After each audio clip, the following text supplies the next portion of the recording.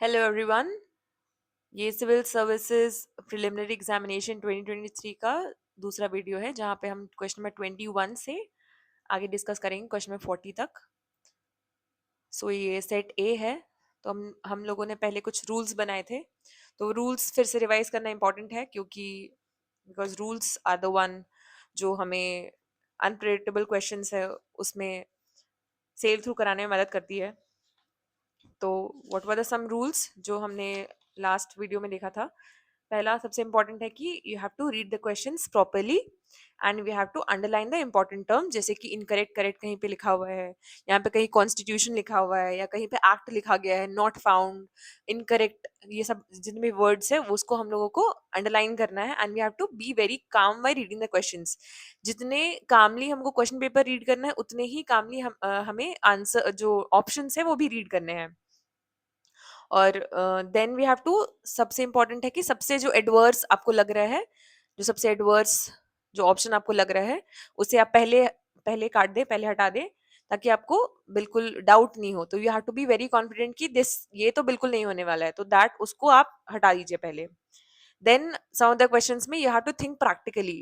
Practically हम देखेंगे, यहाँ पे क्वेश्चन आएगा जहाँ पे हम देखेंगे कि प्रैक्टिकली हमें कैसे वो क्वेश्चंस को सॉल्व करने हैं। जैसे टर्म्स वाला क्वेश्चन आता है कि इस टर्म का मीनिंग क्या है। Let suppose this is the small farmer large field. तो इस पे हम प्रैक्टिकली, क्योंकि बहुत कम चांसेस होता है कि आपने ये वर्ड सुना हो कहीं भी, तो दैट इज वाई हमें यहाँ पे प्रैक्टिकली एप्लीकेशन, इन सारे टर्म्स में हमें प्रैक्टिकल एप्लीकेशन देखना होता है। Will discuss. हम लोग शुरू करते हैं क्वेश्चन नंबर 21 से।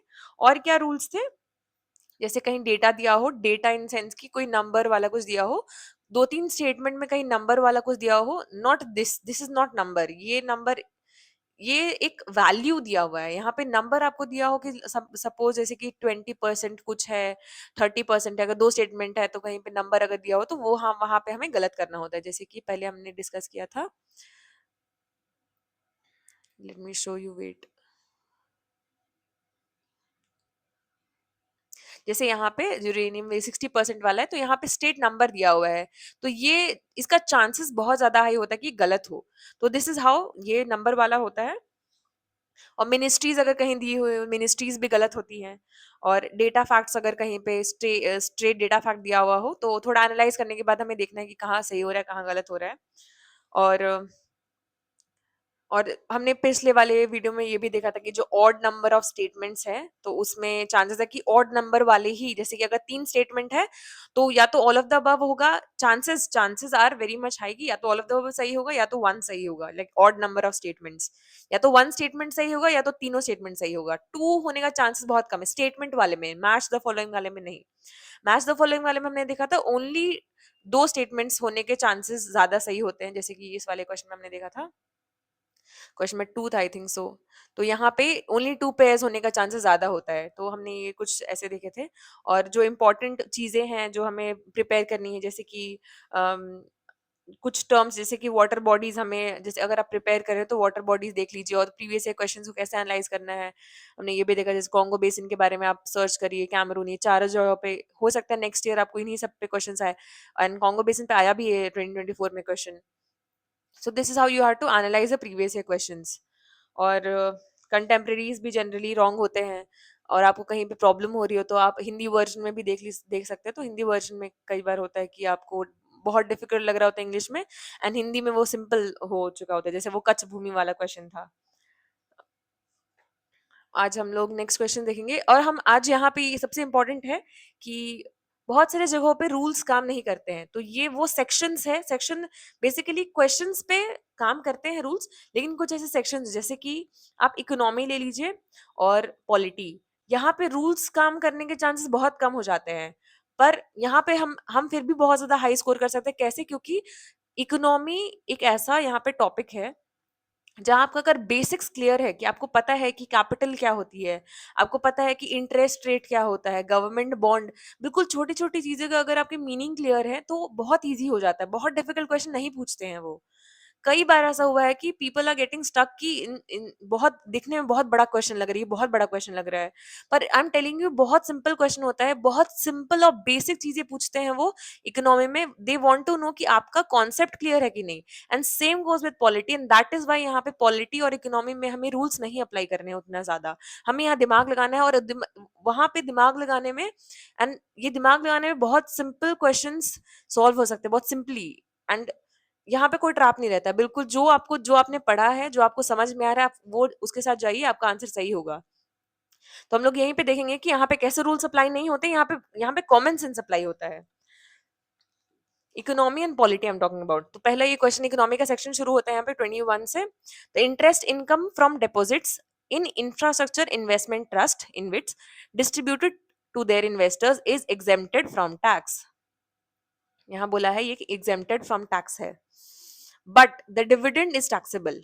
तो यहाँ पे क्या बोला है कि एक चीज जो है वो होगा टैक्सेबल, हो एग्जेम्प्टेड है, और एक चीज जो है वो नहीं होगा। यानी कि जो डिविडेंड है वो टैक्सेबल है, और जो यहाँ पे डिस्ट्रीब्यूटेड जो इंटरेस्ट इनकम है वो ये एग्जेम्प्टेड फ्रॉम टैक्स है। तो इस तरह का अगर स्टेटमेंट हो कि कोई एक चीज है और वही दूसरे में चीज अगर नहीं है, तो ये जनरली स्टेटमेंट जो होते हैं वो गलत होते हैं। और आप खुद भी सोचिए कि अगर अगर interest income exempted from tax होगा, तो यहाँ पे डिविडेंड को क्यों टैक्सेबल किया जाएगा? ऐसा क्या हो रहा है कि इंटरेस्ट इनकम को एग्जेम्प्ट कर दिया गया टैक्स से और डिविडेंड को टैक्सेबल कर दिया गया है? तो कोई लॉजिक नहीं बन रहा है, तो ये स्टेटमेंट गलत है। फिर यहाँ पे क्या बोला गया स्टेटमेंट 2 में, InvITs are recognized as borrowers under the securitisation and reconstruction of financial assets and enforcement of security interest act 2002। तो देखिए यहाँ पे एक्ट है, इसका चांसेस बहुत कम है गलत होने का। ये एक्ट सिंपल दिया हुआ है, कुछ इसमें फेरबदल नहीं करते वो कि एक्ट ही गलत दे देंगे। तो चांसेस बहुत कम है, क्योंकि ये इकोनॉमी का क्वेश्चन है। इकोनॉमी के क्वेश्चन में चांसेस बहुत कम है कि इस तरीके के ट्रैप्स नहीं लगाते हैं। वो आपको आपके बेसिक नॉलेज पे टेस्ट करना चाहते हैं। वो ये नहीं जानना चाहते कि आपको बहुत एक्स्ट्राऑर्डिनरी चीजें पता है कि नहीं, आपको ये पता है कि नहीं कि इनविट्स को रिकॉग्नाइज किया एज बोरोवर्स इस एक्ट के तहत रिकॉग्नाइज किया है कि नहीं। अब वो ये नहीं टेस्ट कर रहे हैं, वो ये टेस्ट कर रहे हैं कि आपने ये चीज पे ध्यान दिया है कि नहीं, कि डिस्ट्रीब्यूटेड जो एग्जेम्प्टेड फ्रॉम टैक्स है, ये वाला चीज, ये जो बेसिक चीज है, अगर आप बेसिक चीज पे ध्यान दे पा रहे हैं, और ये इतना जो कॉम्प्लिकेट चीज है इसको आप नहीं भी जानते हो, तो इट इज फाइन, क्योंकि ये सही होगा। ये इकोनॉमी में इस तरीके के स्टेटमेंट सही होंगे, लेकिन इस तरीके के स्टेटमेंट जहाँ पे आपका बेसिक नॉलेज चेक हो रहा है, यहीं पे वो ट्रैप लगाते हैं।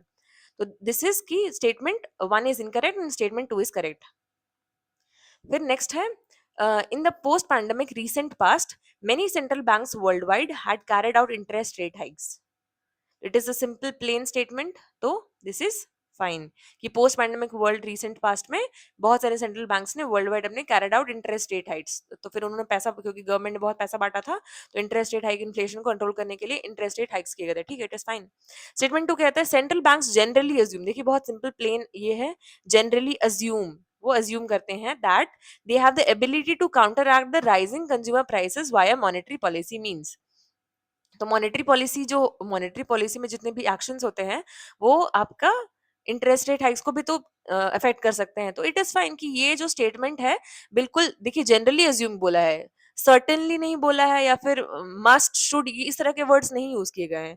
तो ये एक एक जनरल स्टेटमेंट है, ये उतना एडवर्स स्टेटमेंट नहीं है, तो इसका चांसेस ज्यादा है सही होने का। और इसका एक्सप्लेनेशन भी है ये, क्योंकि क्यों इंटरेस्ट रेट हाइक करे सेंट्रल बैंक, क्योंकि उनको लगता है कि उनके पास एबिलिटी है कि वो राइजिंग कंज्यूमर प्राइसेस को मॉनेटरी पॉलिसी के थ्रू वो कंट्रोल कर सकते हैं।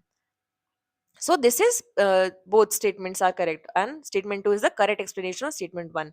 So देखिए आप इकोनॉमी में बहुत सिंपल क्वेश्चंस पूछते हैं, वो ये सब चीज आपको बस बस ये प्रेशर क्रिएट करने के लिए होता है कि आपको ये पता है कि नहीं। वो ये जानना ही नहीं चाहते कि आपको पता है कि नहीं, आप वो जानना चाहते हैं कि आपको ये पता है कि नहीं। ये वाला चीज जो आप इस पे मत फंसिए। फिर यहाँ पे भी वो नहीं जानना चाहता है कि आपको क्या पता है, इतना सिंपल सा स्टेटमेंट दिया हुआ है यहाँ पे। बस ये क्वेश्चन का साइज बड़ा हो गया है, तो फिर भी 10 टू की पता नहीं क्या उसमें लिखा हुआ है, इतना डिफिकल्ट होगा question, it is nothing like that. फिर यहाँ पे question number 23, carbon markets are likely to be one of the most widespread tools in the fight against climate change. तो इट इज फाइन, कुछ नहीं, इसमें कुछ harsh word नहीं use किया गया है। It is most wide spread बोला है, मोस्ट वाइड स्प्रेड बोला है, ठीक है। ऑब्वियसली कार्बन मार्केट बहुत अब वाइड स्प्रेड हो चुका है, तो इट इज फाइन, इस मोस्ट में इसमें कंफ्यूज नहीं होना, it is fine. Then carbon market transfers resources from private sector to the state.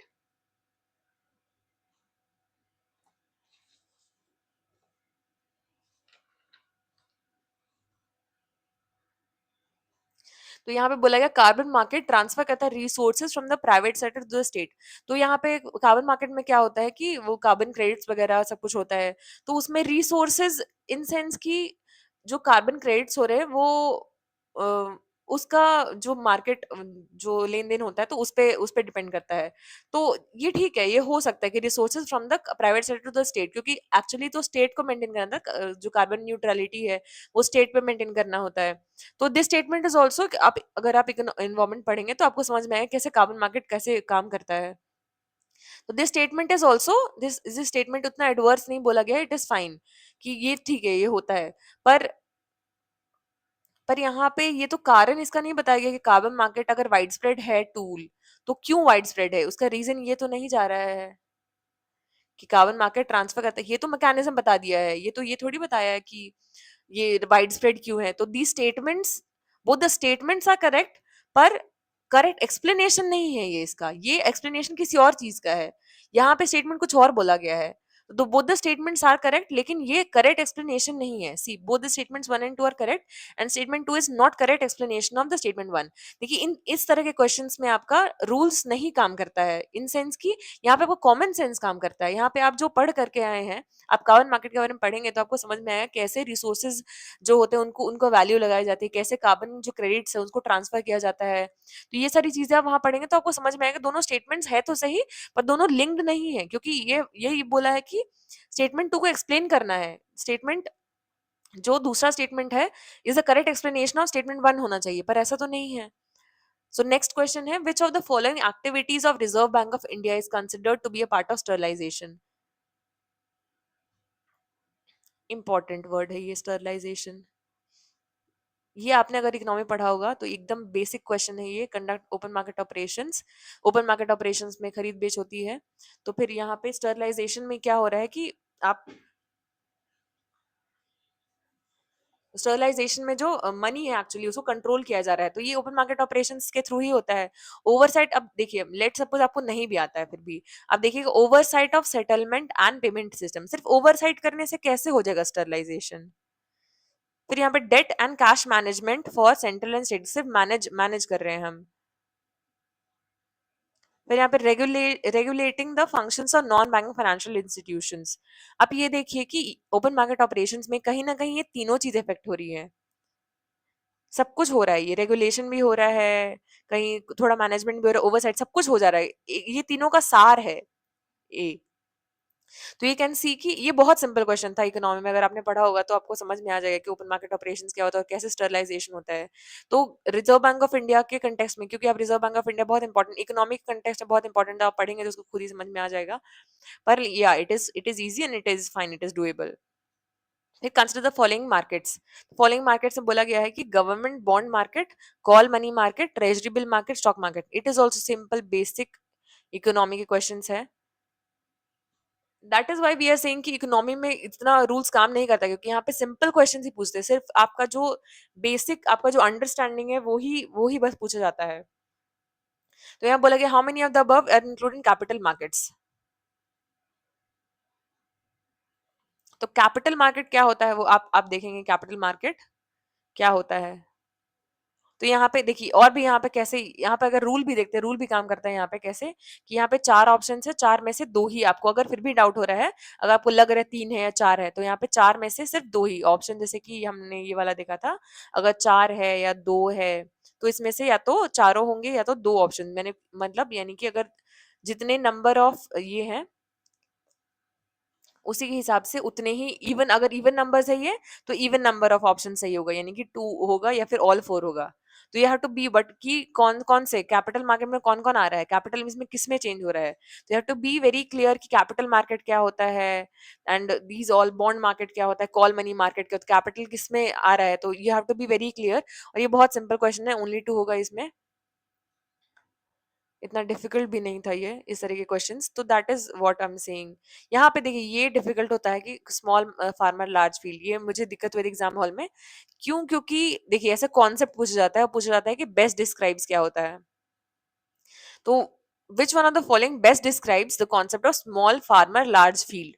तो यहाँ पे हमें प्रैक्टिकली सोचना होता है, प्रैक्टिकली इन सेंस की वो जो टर्म ये जो बोल रहा है स्मॉल फार्मर लार्ज फील्ड, ये जो टर्म है, आप इसको टर्म को बिल्कुल प्रैक्टिकल एप्लीकेशन में लगा के देखिए। आपको इसमें फिलोसफी नहीं लेकर के जाना है कि इट मे बी दिस, मतलब कि बहुत ज्यादा ही आप ओवर एनालाइज मत करिए, बिल्कुल प्रैक्टिकली, बिल्कुल आपको जो फर्स्ट इंस्टेंस में लग रहा है कि इसका लिटरल मीनिंग ये होना चाहिए, तो उस चीज को देखिए आप। जैसे कि यहाँ पे क्या है, पहला, resettlement of large number of people uprooted from their countries due to war. यहाँ पे पीपल बोल दिया गया है, फार्मर का तो बात ही नहीं किया गया है।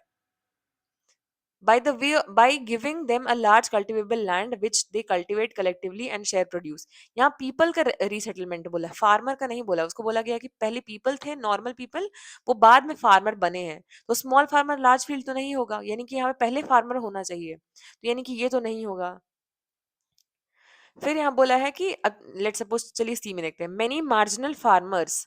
तो मार्जिनल फार्मर चलिए ठीक है, यहाँ पे कंसिडर कर सकते हैं। In an area together make a contract with the corporate body and surrender their land to the corporate body for a fixed term for which the corporate body makes a payment of agreed amount to the farmers.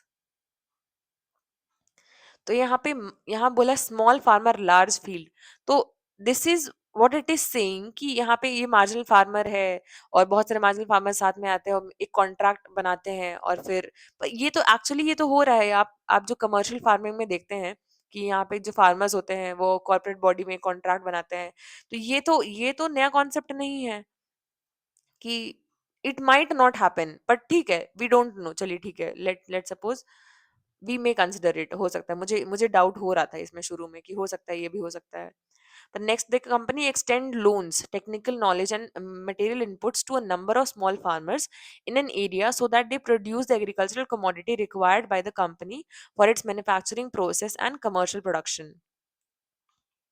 तो company जो extend कर रही है loan, technical knowledge और material inputs to number of small farmers in in an area, तो वो अपने एक एरिया में स्मॉल, जितने भी small farmers in an area, तो यहाँ पे तो स्मॉल फार्मर लार्ज फील्ड तो हो ही नहीं रहा, बस स्मॉल फार्मर्स हो जा रहा है, इन एन एरिया हो जा रहा है। यहाँ पे स्मॉल फार्मर लार्ज फील्ड तो आ ही नहीं रहा है, यानी कि ये एक टर्म है, अगर स्मॉल फार्मर लार्ज फील्ड एक टर्म है, यानी कि स्मॉल फार्मर्स भी होने चाहिए और लार्ज लार्ज फील्ड भी होना चाहिए एक ही साथ। तो यहाँ पे तो नहीं हो रहा है, क्योंकि यहाँ पे number of small farmers in an area so that they produce agriculture commodity required by the company. यहाँ पे तो अलग अलग स्मॉल फार्मर्स है। यहाँ पे बोला मेनी मार्जिनल फार्मर्स, और यहाँ बोला जाए मेनी मार्जिनल फार्मर्स। देखिए यहाँ पे चांसेस है कि देखिए यहाँ भी लिखा हुआ मेनी मार्जिनल फार्मर्स, यहाँ भी लिखा हुआ मेनी मार्जिनल फार्मर्स। तो अगर मुझे भी डाउट हो रहा था क्या, क्योंकि ये दोनों में ही बहुत सारे टर्म्स कॉमन थे, तो मुझे लग रहा था ईदर ऑफ द टू होने चाहिए। क्योंकि वो देखिए यूपीएससी आपको हिंट करता है बहुत सारी जगहों पे, जैसे यहाँ पे हिंट किया जा रहा है कि मेनी मार्जिनल फार्मर्स और इन एन एरिया, यहाँ भी इन an area, C this is how it is hinting, either of the two is correct। Organize themselves into a groups and synchronize and harmonize selected agricultural operations। So this is what it is saying. अब देखिए यहाँ पे ये जो है, ये जो बात बोला जा रहा है कि many marginal farmers in an area organise themselves into groups and synchronise and harmonise selected agricultural operations. तो ये एक टर्म, ये जो एक डेफिनेशन दिया, इतना बड़ा डेफिनेशन लेट सपोज दिया है, ये वाला जो डेफिनेशन है ना, वो इसके अंदर ही आ जाएगा। क्योंकि यहाँ बोला गया है कि बहुत सारे मार्जिनल फार्मर्स एक एरिया में ऑर्गेनाइज करते हैं अपने आप को ग्रुप्स में, एंड सिंक्रोनाइज, किस चीज पे सिंक्रोनाइज करें ये नहीं बताया गया है, ना ही हार्मोनाइज करने के लिए बताया गया है, बस बताया गया सिलेक्टेड एग्रीकल्चरल ऑपरेशंस। तो यहाँ पे वो सिलेक्टेड एग्रीकल्चरल ऑपरेशन ये क्यों नहीं हो सकता है, ये इसी का एग्जाम्पल है। अब देखिए ये ऑल एनकम्पासिंग डेफिनेशन होगा और यही इसका एग्जाम्पल होगा। सो this is how it is showing कि थोड़ा ध्यान लगाकर हम पढ़ें इसे, तो हमें समझ में आ जाएगा। हमें नहीं पता कि स्मॉल फार्म और लार्ज फील्ड क्या होता है, एग्जाम हॉल में बहुत डिफिकल्ट होता है इसे समझ में आना कि क्या, पता नहीं क्या ही है, नया वर्ड आ चुका है, समझ में नहीं आ रहा है। पर दिस इज हाउ हमें तोड़ना होता है कि ये नहीं होगा, यहाँ पे अलग मीनिंग चला जा रहा है और यहाँ भी अलग मीनिंग चला जा रहा है। पर यहाँ पे ये दोनों एकदम सिमिलर सिमिलर है, सिमिलर सेंटेंसेस भी वैसे यूज किया गया है कि बिल्कुल सिमिलर हो, और इसका ये एक ऑल इनकम्पासिंग डेफिनेशन है और ये ही उसका एक एग्जाम्पल हो सकता है। तो that is why B is correct. जो ज्यादा वाइडर एरिया में जो डेफिनेशन बता रहा हो उसे हमें सही मानना होता है 26 के लिए, तो this is B. Okay, next. Now, this is consider the following statements. The government of India provides minimum support price for Niger seeds. तो यहाँ पे बोला गया है कि एक सिंपल सा प्लेन सा बात बोला जा रहा है कि गवर्नमेंट ऑफ इंडिया प्रोवाइड्स। तो क्योंकि आप अगर पढ़े पढ़े होंगे मिनिमम सपोर्ट प्राइस में, तो जितने सारे क्रॉप्स हैं तो उसमें नाइजर सीड्स भी है, but if you don't remember, ठीक है, वील कंसिडर इट, हमें नहीं पता है। फिर niger is cultivated kharif crop, ये भी नहीं पता है। Now some tribal people in India use niger seeds for cooking, ये तो हो सकता है क्योंकि सम बोला गया है, सम तो हम देख सकते हैं कि सम ट्राइबल पीपल में कुछ भी हो सकते हैं, ऑल तो नहीं लिखा हुआ है, तो दिस इसका बहुत चांसेस है कि ये सही होगा, ये एकदम सही होगा। तो नन ऑफ द तो नहीं होने वाला है, नन ऑफ द हटा देते हैं। फिर हमारे पास बचा है ये दो, तो वी डोंट नो कि अब इसमें से कौन सी स्टेटमेंट सही है। फ्रैंकली मुझे भी एग्जाम हॉल में नहीं समझ में आ रहा था। मुझे ये पता था कि ये तो सही होगा क्योंकि हमने जितने भी, आप एमएसपी देख लीजिए कौन कौन से जो भी फूड प्रोडक्ट्स में दिया जाता है, कौन कौन से क्रॉप्स में दिया जाता है एमएसपी, दैट इज नेसेसरी। तो ये तो चलिए ठीक है, हो सकता है कि government provides minimum support price, क्योंकि आपके पास तीन ये आप हटा दे तो आपके पास दो फैक्ट है, तो दोनों में से कोई एक तो सही होगा, मिनिमम कोई एक तो सही होगा। फिर यहाँ पे हम देखेंगे नाइजर्स कल्टिवेटर्स खारीफ क्रॉप, तो वी डोंट नो दिस। तो it becomes a little bit difficult because क्योंकि सीड है और kharif crop we can not relate कि कैसे कैसे बनेगा ये। तो व्हाट आई डिड कि देखिए, जहां नॉलेज नहीं काम करेगा वहां पे हम रूल्स लगाएंगे, तो रूल्स सेज कि अभी यहाँ पे तो हमारा फंस चुका है, तो हम क्या करेंगे कि तीन स्टेटमेंट्स हैं, अब थ्री स्टेटमेंट्स हम देखते हैं कि जैसे यहाँ पे काम किया हुआ था कि चार थे, चार में अगर अगर इवन नंबर ऑफ है, तो अगर इवन नंबर ऑफ स्टेटमेंट सही होंगे, तो यहाँ पे ऑड नंबर है, तो वन एक तो सही होगा ही, और भी हो सकते हैं सही, क्योंकि ये भी हमें डाउट है कि ये हो सकता है सही, चांसेस है इसका, और दोनों में से कोई एक तो होगा ही, तो टू तो नहीं होगा, ओनली टू तो नहीं होगा, तो ओनली थ्री का ही ऑप्शन बस बन रहा है, तो ओनली थ्री होगा यहाँ पे, all the three. Again I will repeat, see some of the, ये वाला तो चीज ये तो सही है, यहाँ पे दो स्टेटमेंट्स है, दोनों फैक्ट ही है, तो यहाँ पे दोनों फैक्ट नहीं गलत होंगे, यहाँ पे कोई एक फैक्ट या तो एक फैक्ट मिनिमम सही होगा, दो फैक्ट होने के चांसेस ठीक है, हो सकता है, बहुत सारे केस में नहीं होता है, लेकिन यहाँ पे मिनिमम एक तो सही होगा ही, दो अगर फैक्ट दिए गए हैं प्लेन फैक्ट, तो यहाँ पे मिनिमम एक तो सही होगा ही। लेकिन अगर ये सही है और ये भी सही है, तो ओनली टू तो नहीं होता क्योंकि ऑड नंबर ऑफ स्टेटमेंट्स है, तो यहाँ पे आपको तीनों के साथ जाना पड़ेगा, तो this is leap of faith, you have to go with this. Next question, next question है कि consider the investments in following assets.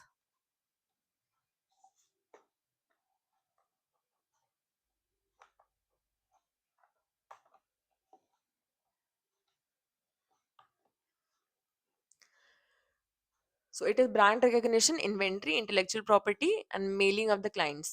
See, this is also basic question ekdam economics का. It says कि how many of the above are considered intangible investments. So intangible वो चीजें होती है you cannot touch. तो tangible is something you can touch, you can feel that thing. लेकिन intangible is like अगर feelings हो तो intangible है, या brand recognition तो intangible है। फिर इंटेलेक्चुअल प्रॉपर्टी तो इंटेंजिबल है, कोई आइडिया मान लीजिए आपके पास आया तो उसको आप, दिस इज लाइक ये जो है आइडियाज, और जो आपका जो आप इंटेलेक्चुअल प्रॉपर्टी जो बना रहे हैं तो वो तो इंटेंजिबल है, this is intangible, this is intangible. now mailing list of client, तो mailing list is of course it is intangible, but inventory जो है, inventory is not, it is tangible. So आपका बिल्कुल साफ तरीके से तीन जो है वो सही है। और देखिए यहाँ पे आप अगर बोलिएगा कि यहाँ पे चार स्टेटमेंट्स है तो यहाँ पे ओनली टू होना चाहिए, तो this is what I am saying, first you apply knowledge. अगर आपको नॉलेज नहीं काम कर रहा है, अगर बिल्कुल भी नहीं काम कर रहा है, यहाँ पे बिल्कुल सिंपल था, यहाँ पे यूपीएससी भी कोई यहाँ पे ट्रैप नहीं लगाया हुआ है, यहाँ पे सिंपल है प्लेन, तो दे ऑल्सो नो कि कहाँ पे फंस सकता है इंसान, तो वहां पे दे लीव सम की कोई क्लूज छोड़ देते हैं समथिंग, इतना सिंपल क्वेश्चंस पे दे डोंट बिलीव कि वहां पे किसी को डाउट होना चाहिए। तो क्योंकि बेसिक सिंपल सा चीज है कि इन्वेंट्री, लेट सपोज आप देखिए हिंदी में भी क्या दिया हुआ है, देखिए माल सूची लिखा हुआ है यहाँ पे, बौद्धिक संपदा। तो आप खुद भी क्वेश्चन में पढ़ के आपको समझ में आ जाएगा कि कौन सी चीजें जो है वो टैंजिबल है, कौन सी इंटैंजिबल है। तो ये बेसिक क्वेश्चन था, तो यहाँ पे नॉलेज ही अप्लाई हो जाता है। Here you don't have to जबरदस्ती आपको रूल्स नहीं अप्लाई करने, जहां पे आपको समझ में नहीं आए वहां रूल्स अप्लाई होते हैं। कंसिडर द फॉलोइंग, यहाँ पे क्या है फॉलोइंग में। Now this is also a little bit of simple only, I would say. For the horizontal tax devolution, the 15th Finance Commission used how many of the above as criteria other than population area and income distance? So देखिए यहाँ पे exam hall में ये थोड़ा difficult हो जाता है, पर लाइक अगर हम थोड़ा ध्यान से सोचें तो ये कैसी इजी है। देखिए 15 फाइनेंस, ये क्वेश्चन बड़ा बना यही इसीलिए गया है ताकि अब बच्चे इसमें गलती करें, क्योंकि बोला गया 15 फाइनेंस कमीशन। अब जिसने नहीं पढ़ा 15 फाइनेंस कमीशन वो तो समझेगा कि मुझे नहीं आता है, पर इसको कैसे सॉल्व करना है देखिए सिंपल। कि यहाँ पे एग्जाम्पल भी दे दिया है कि आपने 15 फाइनेंस कमीशन नहीं पढ़ा है, फिर भी अगर आपको टैक्स डेवोल्यूशन करना हो, अगर आप सोचे अगर आप गवर्नमेंट आपको टैक्स डेवोल्यूशन करना हो तो आप इसमें से कौन कौन से क्राइटेरिया को कंसिडर करेंगे। तो अब वो क्राइटेरिया बता दिया है कि लेट सपोज पॉपुलेशन एरिया है, कुछ ऐसा जिसको आप मेजर कर सकते हैं। सोचिए आप पॉपुलेशन एरिया मेजर कर सकते हैं, इनकम डिस्टेंस मेजर कर सकते हैं। अब यहाँ देखिए डेमोग्राफिक परफॉर्मेंस, अब इसको मेजर कर सकते हैं, परफॉर्मेंस है। फॉरेस्ट एंड इकोलॉजी मेजर कर सकते हैं। Tax and physical efforts measure कर सकते हैं। पर यहाँ गवर्नमेंट रिफॉर्म्स आप मेजर कर सकते हैं, कैसे कितने मेजर कितने रिफॉर्म हुए हैं, किस तरीके के कितना इफेक्ट हुआ है। बहुत मुश्किल है ये इस तरीके की चीजों को मेजर नहीं। और आप किस रेट पे आप इसे रेटिंग दीजिएगा। फिर stable government, this is not measurable, this is not measurable. तो आप किस बेसिस पे आप टैक्स डिवॉल्व कीजिएगा। तो दिस इज की ओनली 3 आर करेक्ट। फिर नेक्स्ट है consider the following infrastructure sectors. Now it is very very clearly mentioning infrastructure हमें देखना है। और यहाँ बोला affordable housing, mass rapid transport, health care and renewable energy. Now on how many of the above does UNOPA sustainable investment in infrastructure and innovation initiative focus for its investment. तो यहाँ पे भी देखिए, यहाँ पे नॉलेज आपका लग जा रहा है। यहाँ पे simple, you don't know about UNOPS, it is fine. वो नहीं पूछना चाहता आपको इसके बारे में, वो पूछना चाहता है कि आपको ये पता है कि नहीं, आप किस चीज पे ध्यान दे रहे हैं। देखिए सस्टेनेबल इन्वेस्टमेंट किसमें, इन इंफ्रास्ट्रक्चर एंड इनोवेशन, इंफ्रास्ट्रक्चर और इनोवेशन। इंफ्रास्ट्रक्चर पे आपको सस्टेनेबल इन्वेस्टमेंट करना है। तो यहाँ पे कौन कौन सा अफोर्डेबल हाउसिंग इंफ्रास्ट्रक्चर पे आएगा, जी हाँ बिल्कुल आएगा। मास रैपिड ट्रांसपोर्ट आएगा, जी हाँ बिल्कुल आएगा। रेन्यूएबल एनर्जी भी आपका आएगा। पर हेल्थ केयर इंफ्रास्ट्रक्चर नहीं बोला गया है, सिर्फ हेल्थ केयर बोला है। हेल्थ केयर तो आपको घर पे भी हो सकता है। तो रिन्यूएबल एनर्जी, पर रिन्यूएबल एनर्जी का तो यहाँ पे आपको इंफ्रास्ट्रक्चर बनाना पड़ेगा ना, आपको देश के लिए करना है। तो दिस इज कि यहाँ पे इन्वेस्टमेंट्स, इंफ्रास्ट्रक्चर एंड इनोवेशन पे ये तीनों। और ये भी देखिए कि ये तीनों जो है वो मास स्केल पे हैं, यानी कि ये सब जो इंफ्रास्ट्रक्चर पे आप पढ़ते हैं, इंफ्रास्ट्रक्चर जो टॉपिक है उस पे पढ़ेंगे। पर हेल्थ केयर थोड़ा सा सोशल सेक्टर में आ जाता है। तो this is the odd one. तो ये चांसेस होने का, इसका गलत होने का चांसेस बहुत ज्यादा है। तो that is why answer is only 3। Now this is polity. Polity में भी देखिए आपके पॉलिटी में भी सिंपल, आप अगर आपका कॉन्सेप्ट क्लियर है तो क्वेश्चंस बहुत आराम से बन जाते हैं। यहाँ पे देर इज नथिंग लाइक कि यू नीड एक्स्ट्रा आपको यहाँ पे रूल्स लगाने हैं, कि रूल्स यहाँ पे काम ही नहीं करेगा, क्योंकि इन सेंस कि यहाँ पे बहुत स्ट्रेट फॉरवर्ड क्वेश्चंस पूछे जाते हैं। उतना घुमा फिरा करके वील सी कि how to solve these questions. Polity और इकोनॉमी का रूल्स थोड़ा डिफरेंट होता है।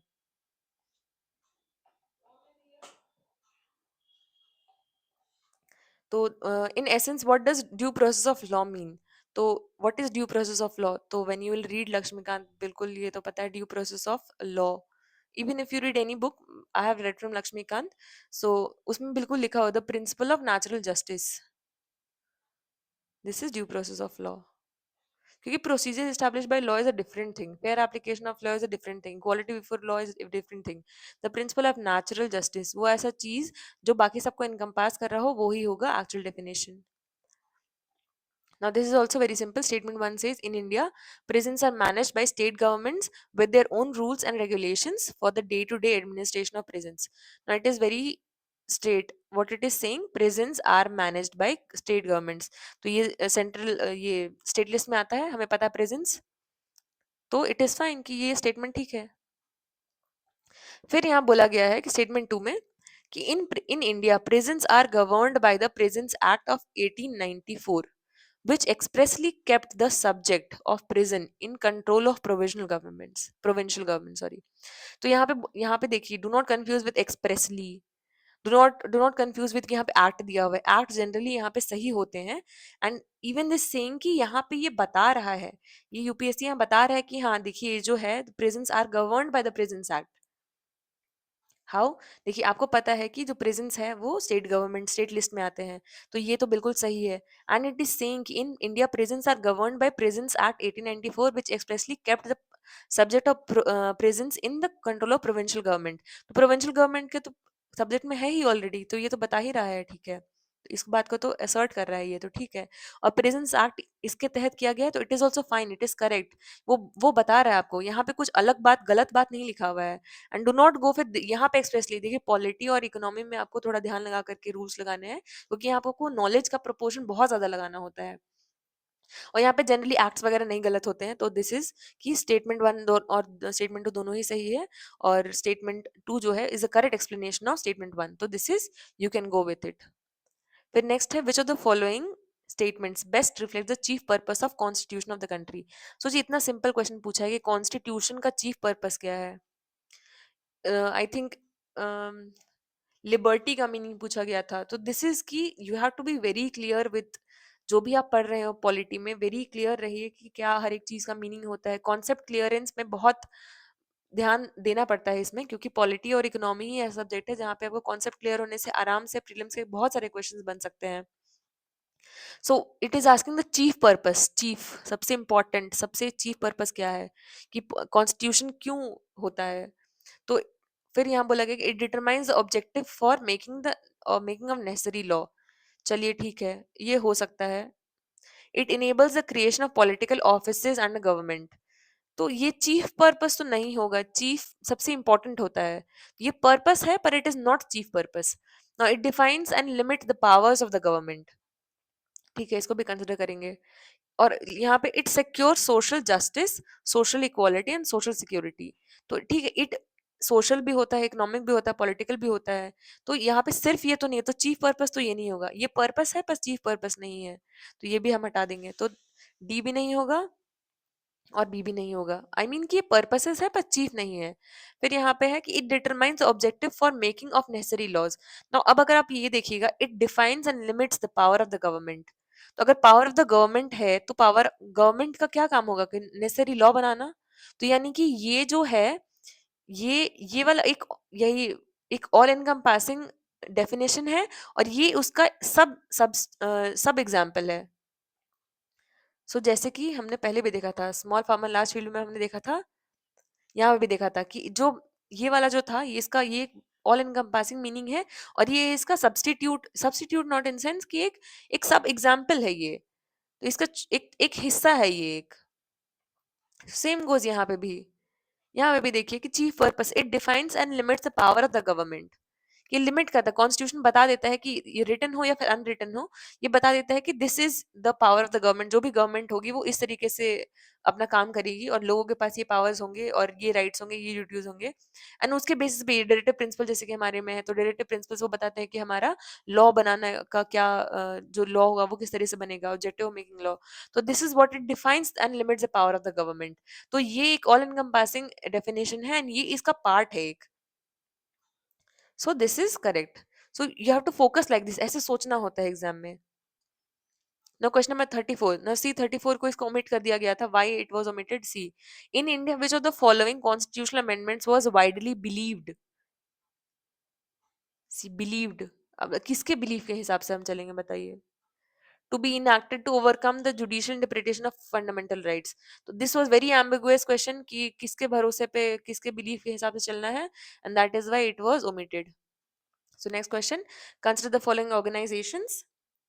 Organization bodies of India: the National Commission for Backward Classes, National Human Rights Commission, National Law Commission, National Consumer Disputes Redressal Commission. How many are the constitutional bodies? So this is a very basic question. यहाँ पे आपका सिर्फ National Commission for Backward Classes जो है वो ही हमारा constitutional body है। तो ये तो आप अगर आप पॉलिटी पढ़ेंगे तो आपको समझ में कॉन्स्टिट्यूशनल नॉन कॉन्स्टिट्यूशनल बॉडीज एक इंपॉर्टेंट टर्म हो जाता है। तो जो ये एनसीबीसी है, इसको 102nd कॉन्स्टिट्यूशनल अमेंडमेंट एक्ट के तहत इसे कॉन्स्टिट्यूशनल बॉडी बनाया गया था, तो आप कॉन्स्टिट्यूशनल अमेंडमेंट्स जो है एटलीस्ट 100 से लेकर के अभी जो लेटेस्ट 106 तक है, तो वहां पे आप एटलीस्ट उतना देख करके जाइए। तो देर आर सम थिंग्स कि वो 80-20 वाला जो रूल है कि आपको 20% का मेहनत से ही आपको 80% बेनिफिट मिलेगा। तो दीज आर द थिंग्स कि कॉन्स्टिट्यूशनल नॉन कॉन्स्टिट्यूशनल बॉडीज आप पढ़ के जाइए। आप जो कॉन्स्टिट्यूशनल अमेंडमेंट्स है, जो इंपॉर्टेंट अमेंडमेंट्स है, 44th 42nd, then first constitutional amendment act, then अभी जो 100 से लेकर 106 तक, तो ये सारा आप देख करके जाइए, इट इज इम्पोर्टेंट। एंड और ये सारे भी, ये जितने भी है बॉडीज जो भी मेंशन किए गए गए हैं प्रीलिम्स के पेपर में, वो सब आपको थॉरली प्रिपेयर करके जाना है, क्योंकि बहुत चांसेस है कि इस पे ही क्वेश्चंस रिपीट किए जाएंगे। सो next question is 36। So this is also simple question of polity. If the election of the President of India is declared void by the Supreme Court of India, all acts done by him or her in the performance of duties of his or her office of president before the date of decision becomes invalid. So देखिए यहाँ पे अगर आपने पढ़ा होगा तो आपको समझ में आएगा कि दिस इज रॉन्ग। ये बिल्कुल मेंशन किया गया है प्रेसिडेंट चैप्टर में। अगर आप इसको पढ़ेंगे चैप्टर को, तो आपको बिल्कुल बिल्कुल साफ तरीके से लिखा गया है कि जो भी अगर प्रेसिडेंट कितने भी समय के लिए बने गए हो, अगर इलेक्शन अगर प्रेसिडेंट का वॉइड कर दिया भी गया हो, पर स्टिल जितने भी जो भी डिसीजंस लिए गए हैं उनको इनवैलिड नहीं किया जाता है। क्योंकि देखो, सी इट इज कि प्रेसिडेंट इज द मोस्ट सबसे टॉप मोस्ट जो ऑफिस है किसी कंट्री का, वो होता प्रेसिडेंट इंडिया के कंटेक्स्ट में। तो जो उस पोस्ट की वैल्यू है उसको उसको समझने के लिए क्या होता है कि वहां पे जितने भी डिसीजंस लिए गए हैं किसी भी ऑफिस होल्डर के द्वारा, तो उसको इनवैलिड नहीं करार दे दिया जाता है, क्योंकि it is somewhat a disrespect to the president of India itself. तो that is why there is some provisions, और भी कुछ और बहुत सारी चीजें ऑफ कोर्स होंगी उसमें, पर I have understood it like that कि it is not declared word, and I mean, it is not declared invalid. So this is wrong. This statement is wrong. Next is election for the post of President of India can be postponed on the ground that some legislative assemblies have been dissolved and elections are yet to take place. तो देखिए ऐसे तो नहीं हो सकता है कि अगर कभी भी पोस्टपोन करा दिया जा सकता है कि अभी कुछ लेजिस्लेटिव असेंबलीज डिसॉल्व कर दी गई, इलेक्शंस नहीं हुए हैं, तो ऐसे तो कभी भी नहीं होगा इलेक्शन प्रेसिडेंट का। तो this is somewhat not acceptable कि ऐसा नहीं होता है। तो this is also wrong. These are all given. आप बिल्कुल, आप जिस भी पॉलिटी की बुक से पढ़ रहे हैं आप उसमें पढ़िएगा तो उसमें बिल्कुल साफ तरीके से सब चीज लिखे हुए होंगे। Third is when a bill is presented to the president of India, the constitution prescribes time limit within which he or she has to declare his or her assent. See this is not the case, this is बिल्कुल भी गलत है बात। तो none of the above होगा इसमें answer. Okay, कई बार हमें डाउट होता है कि नन ऑफ द अबव है या नहीं है, हम फिर भी डाउट करने लग जाते हैं कि सही हुआ कि नहीं। पर इफ यू आर कॉन्फिडेंट कि आपने सारे को अच्छे से एनालाइज किया है और आपको लग रहा है ये बिल्कुल गलत है, आपने जितने भी पढ़ा है आपको लग रहा है गलत है, तो go with none of the above. बहुत सारे क्वेश्चंस आ रहे हैं नन ऑफ द अबव वाले। तो when you are very confident with reading, आपने इसे पढ़ा है, आपने इसे समझ लिया है कि हाँ ये चीजें हैं, तो उसके बाद आप नन ऑफ द अबव में चले जाइए, अगर आपको कॉन्फिडेंस है इन सब चीजों पे। तो देखिए यहाँ पे रूल्स नहीं काम करेंगे, यहाँ पे रूल्स नहीं, क्योंकि ये बिल्कुल सिंपल सा क्वेश्चन है। ये इसमें कुछ घुमा फिरा के कुछ नहीं पूछा गया है, बिल्कुल जो स्टेटमेंट्स आप जिस भी पॉलिटी के बुक से पढ़ रहे हैं, आप वहां से उठा करके देखिए, आप सिंपल स्टेटमेंट्स वहां से उठा के दे दिए गए हैं। तो दिस इज की दे वांट टू टेस्ट कि आपका कितना नॉलेज, कितना जो बेस है वो कितना स्ट्रांग है, and how well you know all these things. Next question number 37 says with reference to finance bill and money bill. देखिए यहाँ पे कैसे क्वेश्चन डिफिकल्ट बनाया गया है, way I am showing you. See with reference to finance bill and money bill, यहाँ पे दो बिल्स को रख दिया गया है, एंड यहाँ बहुत ज्यादा चांसेस है कि हम लोग कंफ्यूज करेंगे। दोनों बिल को दे दिया गया है साथ में ही, और पूछा गया है यहाँ पे पहले फाइनेंस बिल के बारे में पूछा गया है, यहाँ मनी बिल के बारे में पूछा गया है, एंड देन अगेन यहाँ पे मनी बिल फाइनेंस बिल दोनों का नाम मेंशन कर दिया गया है। Then there is very high chances कि कोई भी बच्चा होगा वो दोनों में कंफ्यूज करेगा और यहाँ पे गलती करने का chances, how how beautiful it is. See पहला क्वेश्चन है, when the Lok Sabha transmits finance bill to the Rajya Sabha it can amend or reject the bill. ठीक है, हमें नहीं पता है, चलिए ठीक है, अगर आपने पढ़ा होगा तो आपको पता होगा। फिर भी हम आगे देखते हैं। When the Lok Sabha transmits money bill to the Rajya Sabha it can not amend or reject the bill, it can only make recommendations. ठीक है, आपको बस ये ध्यान देना है कि यहाँ मनी बिल के बारे में पूछ रहा है या फाइनेंस बिल के बारे में पूछ रहा है, नथिंग एल्स। यहाँ पे कुछ ज्यादा नहीं पूछ रहा है, बस बोला है कि यहाँ पे when the Lok Sabha transmits the money bill to the Rajya Sabha, it can not amend or reject the bill, it can only make recommendation. This is very much correct. इतना करेक्ट है, ये तो मनी बिल के बारे में हम सब लोगों ने रटा होगा इतना। फिर नेक्स्ट है third, in the case of disagreement between the Lok Sabha and the Rajya Sabha, there is no joint sitting for money bill, but a joint sitting becomes necessary for finance bill. How it becomes necessary? आज तक I think so 2 या 3 ही joint sitting हो गए, I don't remember clearly, but बहुत कम joint sitting हुए हैं। And if it becomes necessary, तो ये कैसे होगा? अगर फाइनेंस बिल अगर सरकार लेकर करे तो सरकार के खिलाफ ये finance bill, it forms like कि नो कॉन्फिडेंस मोशन पास हो जाएगा अगर इस तरीके से चीजें हो, जॉइंट सिटिंग वाला केस बन गया है तो this is not the case. और आप फाइनेंस बिल में पढ़े भी होंगे कि जॉइंट सिटिंग ऐसे नहीं होता है, और नेसेसरी तो बिल्कुल नहीं है, तो एक्सट्रीम टर्म है, तो एक्सट्रीम टर्म यहाँ पे नहीं होता कि इट बिकम्स नेसेसरी कि करना ही है जॉइंट सिटिंग। तो this is wrong, this is completely wrong. अब आप नेक्स्ट इस पे देखिए वापस से, when the Lok Sabha transmits finance bill, यहाँ फाइनेंस बिल का बात हो रहा है, मनी बिल का बात नहीं हो रहा है। तो फाइनेंस बिल जो होता है वो नॉर्मल बिल की तरह भी होता है, फाइनेंस बिल 1 या फाइनेंस बिल 2 नहीं बताया गया है। तो यहाँ पे बस बताया गया finance bill to the Rajya Sabha, it can amend or reject the bill, तो this is correct. So only 2 are correct. फिर question number 38, once the central government notifies an area with a community reserve, फिर यहाँ बोला community reserve, तो see I have not read much about community reserve, हम मुझे बस इतना पता है कि जो कम्युनिटी जो होती है वही जो कम्युनिटी कमिटी होती है बेसिकली, वो मैनेज करती है इसको, and it is not the chief wild life warden. The chief wild life warden of the state becomes the governing authority of such forest. So I am not very much कि ये होगा या नहीं होगा, I am not very much clear कि इसके बदले में कोई और भी हो सकता था, मे बी कि इसको स्विच कर दिया गया हो किसी और के द्वारा, बिकॉज इट इज नाउ, अब ये इन्वायरमेंट आ चुका है, अब ये इकोनॉमी और आपका वो सब खत्म हो चुका है, तो यहाँ पे आपका चांस, यहाँ पे आपका रूल्स काम करेगा अब। तो यहाँ पे see, chief wild life warden कहा गया है and state becomes a governing authority, we don't know, it might be wrong, it might be correct, we don't know this, but there are high chances, if अगर हमें जाना हो तो high chances है कि गलत हो सकता है। पर ठीक है, hunting is not allowed in such area, not knowing, I don't know. Now people of such area are allowed to collect non timber forest produce.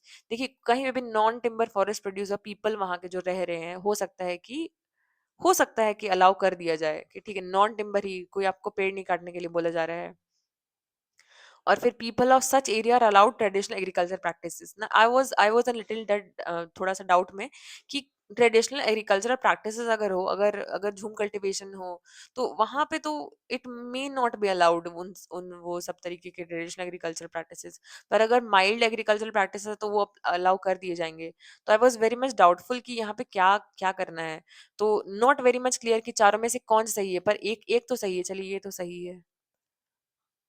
Hunting वाला मुझे नहीं पता कि हंटिंग क्या, वर्मिन को अलाउड है हंटिंग, या फिर जो और भी एनिमल्स उनको अलाउड है हंटिंग, तो it is not very clear. तो आई एम नॉट नोइंग कि इसमें से क्या करना है, तो मैंने क्या किया था, ये 4 स्टेटमेंट्स अगेन यहाँ पे 2 पे मैंने मार दिया, क्योंकि चारों तो सही होने के चांसेस बहुत कम हो जाते हैं। फ्रैंकली जिस चार, जैसे 4 स्टेटमेंट है और ये 2 स्टेटमेंट है, तो अगर आपको आप 3 गेस कर पा रहे हैं, हाँ 3 तो सही है, आपको चौथा नहीं पता चल रहा, तो आप ऑल 4 पे करिए। मतलब कि अगर 4 स्टेटमेंट है, आपने 3 देखा कि 3 तो बिल्कुल, बिल्कुल 100% सही है, और आपको लग रहा है चौथा सही है या नहीं है, तो आप इसमें यहाँ पे रूल अप्लाई करिए कि 4 स्टेटमेंट है, तो चारों चांसेस होने के बहुत सही है, ठीक है? लेकिन आपके पास 4 स्टेटमेंट है और आपको बहुत कम में कॉन्फिडेंस आ रहा है कि आपको 3-4 नहीं पता है, तो यहाँ पे 4 ऑल ऑफ द अबव नहीं सही होंगे, यहाँ पे इवन नंबर ही सही होंगे, पर 2 होने का चांसेस ज़्यादा है यहाँ पे, क्योंकि यहाँ पे स्टेटमेंट वाले हैं यहाँ पे, या मैच द फॉलोइंग नहीं है। सो यहाँ पे ओनली 2 होगा। And so question number 39, with reference to the scheduled areas in India, consider the following statements. First, within a state, the notification of an area as scheduled area takes place through an order of the president. So ये statement सही है क्योंकि president के order से ही ये होता है. Wait a minute. Yes. So ये सही है. आप पॉलिटी में पढ़ेंगे कि ये सही है बिल्कुल भी.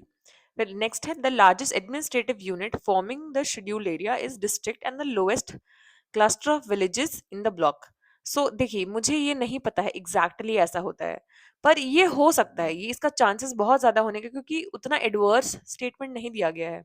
It is more of a कि इट मे हैपन, क्योंकि एक लार्जेस्ट एडमिनिस्ट्रेटिव यूनिट अगर कहीं पे भी आप देखें, स्टेट के विद इन, तो it is the district. And then फिर ये है कि लोएस्ट जो होता है cluster of villages in the block. तो एक ब्लॉक में ऐसे होता है क्लस्टर ऑफ विलेजेस लिए जाते हैं, एक लाइक एडमिनिस्ट्रेटिव यूनिट ऐसे ही होता है। तो दिस माइट बी कि उतना भी गलत नहीं दिया हुआ है, पर ठीक है, इफ मैटर ऑफ डाउट हम इसमें ले सकते हैं, वी डोंट नो कि इसमें क्या होगा। But then the third statement says the chief minister of the concerned states are required to submit annual reports to the Union Home Ministry on the administration of scheduled areas in the states. So पहला तो इस first की यहाँ ministry दिया हुआ है, तो यहाँ पे आपको डाउट करना है, एंड दूसरा यहाँ पे चीफ मिनिस्टर दिया हुआ है, the chief minister. So it is not, I think so it is not the chief minister, यहाँ पे गवर्नर होता है, क्योंकि governor is an agent of the centre. So this is how ये गलत हो जाएगा। एंड देखिए यहाँ पे आपको ये नहीं चेक करना, ये चेक करने के लिए नहीं दिया गया है कि आपको ये पता है या नहीं। दे आर चेकिंग कि यू नो दिस और नॉट, कि आपको ये पता है कि नहीं, कि गवर्नर जो होते हैं वो होते हैं कि they submit annual reports to the जो भी मिनिस्ट्री है on the administration of scheduled areas in the states. So this is कि you have to be very much careful about कि आपको जो पता है वो आपको सही पता हो। तो यहाँ पे इस वाले जो ये वाला जो फैक्ट है, ये आपको चेक करने के लिए दिया गया है, एंड इस पे ज्यादा उसका फोकस नहीं है। दे वांट टू नो कि आपको ये वाला जो चीज है जो आपको पता होना चाहिए था वो आपको पता है या नहीं। तो दिस बिकम्स रॉन्ग। एंड सी यहाँ पे ये पॉलिटी वाला क्वेश्चन होता है, तो यहाँ पे आपको वो स्टेट अवे वैसा वो रूल्स नहीं लगाना है कि यहाँ पे 3 स्टेटमेंट है then the odd one is the correct. जो ऑड स्टेटमेंट्स हो जैसे कि 1 होगा या 3 होगा ऑल करेक्ट। यहाँ पे क्योंकि पॉलिटी आई हैव सेड कि पॉलिटी में थोड़ा आपका बेसिक नॉलेज ज्यादा पूछा जाता है, सो यहाँ पे ओनली 2 होगा सही। How? Because this is correct and this is wrong, so all 3 तो नहीं होगा। And because 1 is correct so none भी नहीं होगा। So only one and only two. So this is a very mild statement because ये उतना भी adversely गलत नहीं लग रहा है. So it is only two. There are chances कि यहाँ पे रूल फेल हो जाएगा, क्योंकि यहाँ पे आपका ये हो रहा है कि 3 स्टेटमेंट से ऑड वन नहीं हो रहा है। पर देर ऑल्सो आपको यहाँ दिमाग भी लगाना है थोड़ा, कि आपको ये देखना है कि ये उतना भी गलत स्टेटमेंट नहीं हो रहा है, ये कंप्लीटली रॉन्ग नहीं हो रहा है, क्योंकि largest administrative unit forming a scheduled area is a district. And it can be, या it can be a district, हो सकता है डिस्ट्रिक्ट हो। और जो क्लस्टर ऑफ विलेजेस होगा वो लोएस्ट होगा, उससे नीचे क्या होगा, क्लस्टर ऑफ विलेजेस ब्लॉक में अगर उस क्लस्टर ऑफ विलेजेस है, so it is fine, it can happen. There are chances of it of कि ये सही हो। तो इट इज गोइंग यहाँ पे हालांकि यहाँ पे रूल नहीं लग रहा है, यहाँ पे rule is like it fail some of the times. पर ठीक है, देर इज कि हमें सोचना है कि हम सही डायरेक्शन में सोचे, because some of the times ऐसा हुआ कि 10 में से 6 बार ही रूल काम करेगा, 4 बार रूल काम नहीं करता है। तो we have to be prepare for everything. But ऐसा नहीं है कि हम रूल्स पे डाउट करने लग जाए। देर आर सम प्लेसेस कि रूल्स हमेशा आपको पॉजिटिव साइड में ही रखते हैं। एंड एज सेड बिफोर कि आपका इकोनॉमी में और पॉलिटी में बहुत ज्यादा रूल्स भी काम नहीं करते हैं, क्योंकि वहां पे बेसिक क्वेश्चंस पूछा जाता है। So moving on to question number 40, it says statement 1, the Supreme Court of India has held in some judgments that the reservation policies made under Article 16(4), so we know the Article 16(4 वो employment वाला है, of the Constitution of India would be limited to by Article 335.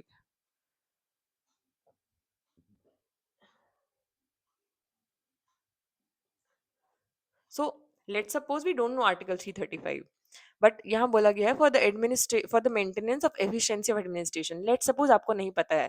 देखिए UPSC आपको कई बार trick करता है इस basis पे कि आप अपना पेशेंस कितना जल्दी खो लेते हैं, आप गलत चीज हेस्टी में आप गलत डिसीजंस ले लेते हैं, आप गलत चीजों को पढ़ लेते हैं, आप अज्यूम कर लेते हैं कि आपको क्या पता है क्या नहीं पता है। सो यहाँ पे देखिए this is the best example of how UPSC tricks you. So let suppose you don't know article, आपको नहीं आया याद, या लेट सपोज 16 भी नहीं आया याद, एंड 335 तो बहुत कम चांस है कि बहुत कम लोगों को पता हो। ठीक है, तो वी डोंट नो दिस, एकदम complete ambiguity, we don't know this. But आप स्टेटमेंट 2 पढ़िए, article 335, that is why I am saying कि आप पहले क्वेश्चन ठीक से पढ़िए, आप स्टेटमेंट सारा पढ़िए, उसके बाद आप इस जजमेंट पे जाइए कि आपको क्या पता है क्या नहीं। See statement 2 says article 335 of the constitution of India defines the term efficiency of administration. Now ऐसा चीज एफिशिएंसी ऑफ एडमिनिस्ट्रेशन काफी सब्जेक्टिव है, एंड इस तरह के टर्म्स को नहीं डिफाइन किया गया है। एफिशिएंसी क्या होती है वो कैसे कोई डिफाइन करेगा? Let's let's be very much practical कि एफिशिएंसी ऑफ एडमिनिस्ट्रेशन का क्या पैरामीटर्स है, क्या डेफिनेशन है, क्या इस चीज को डिफाइन किया गया है? आप कहीं पे भी सोचिए पूरे कॉन्स्टिट्यूशन में, क्या इस तरह के सब्जेक्टिव चीजों को डिफाइन किया गया है? नहीं। तो दिस बिकम्स कि ये स्टेटमेंट बिल्कुल ही गलत है। ठीक है, तो हम देखते हैं, और वो भी बोला है कॉन्स्टिट्यूशन में।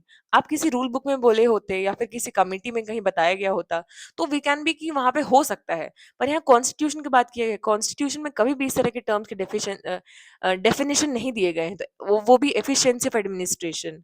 सो this is completely wrong statement. वो आप देखिए कि पूरे इन चारों स्टेटमेंट में क्या कहीं पे भी लिखा हुआ स्टेटमेंट टू इज इनकरेक्ट, वो ही आंसर होगा, even though we don't know कि स्टेटमेंट वन सही है या नहीं। सी यहाँ पे बोलता है statement, both statement one and statement two are correct, तो यहाँ पे तो नहीं है, स्टेटमेंट टू हमारा गलत है, तो ये स्टेटमेंट गलत हो जाएगा। Now both statement one and statement two are correct, ये भी गलत है, ये बोलता है दोनों गलत, दोनों सही है। अब देखिए यहाँ पूछा एक्सप्लेनेशन है कि नहीं, वहां तक हमको पहुंचना ही नहीं है, हमें बस देखना है कि दोनों सही है या नहीं। तो हमारा तो ये स्टेटमेंट टू ही गलत है, तो हम आगे का एक्सप्लेनेशन क्या है वो सब देखना ही नहीं है, वो सब बस ऐसे ही बस बताने के लिए है। देन फिर यहाँ पे बोलते हैं statement one is correct and but statement two is not correct. So this is the correct answer because क्योंकि और किसी ऑप्शन में ये दिया ही नहीं हुआ है कि स्टेटमेंट टू इनकरेक्ट है। So seen it is so simple कि आपको ये नहीं भी पता, आपको ये डाउटफुल भी हो, even then with this, see that is what I am saying, UPSC is not seeing कि आपको आर्टिकल 335 पता है या नहीं, आपको ये पता है कि नहीं, कि how does it limits and क्या उसमें दिया हुआ है, मेंटेनेंस ऑफ एफिशिएंसी क्या दिया हुआ है। वो चाहता है कि आप ये चीज जानते हैं या नहीं, ये बेसिक चीज की इस तरह के डेफिनेशंस नहीं दिए गए कॉन्स्टिट्यूशन में। सो this is what UPSC is asking, and हम लोग इस चीज में फंस जाते हैं कि हम स्टेटमेंट वन पढ़ के हम यहाँ पे हवॉक क्रिएट कर लेंगे और हमें नहीं पता, and we tend to leave, पर जबकि इतना सिंपल क्वेश्चन था ये। सो दैट इज वाई, और ये भी इतना, आप देखिए इतना लंबा जो ये क्वेश्चन है, इट इज, मतलब आप लेके चलिए कि हाफ ऑफ द पेज, सी सिर्फ एक पेज में सिर्फ 2 क्वेश्चन आ पाए हैं, मतलब अगर इस एरिया में देखें तो यहाँ सिर्फ 2 क्वेश्चन आ पाए हैं। See see this this is one and this is one. So इसका length is also one factor कि ये क्वेश्चन क्यों डिफिकल्ट हो जाता है इतना बड़ा स्टेटमेंट इतने बड़े क्वेश्चन में। इट इज वेरी डिफिकल्ट कि आप इससे ध्यान दें कि एफिशिएंसी ऑफ एडमिनिस्ट्रेशन, कि ये आपका ट्रिकी पॉइंट था कि यहाँ पे आपको जज किया जा रहा था।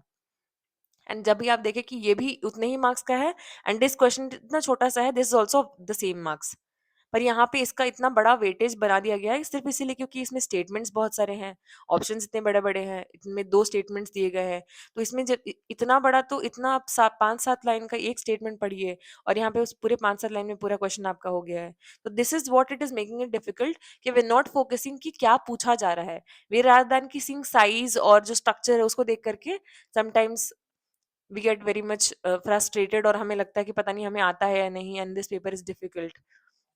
So this is also a factor. So we'll discuss next question, the next question in the rest of the videos. Till then, thank you.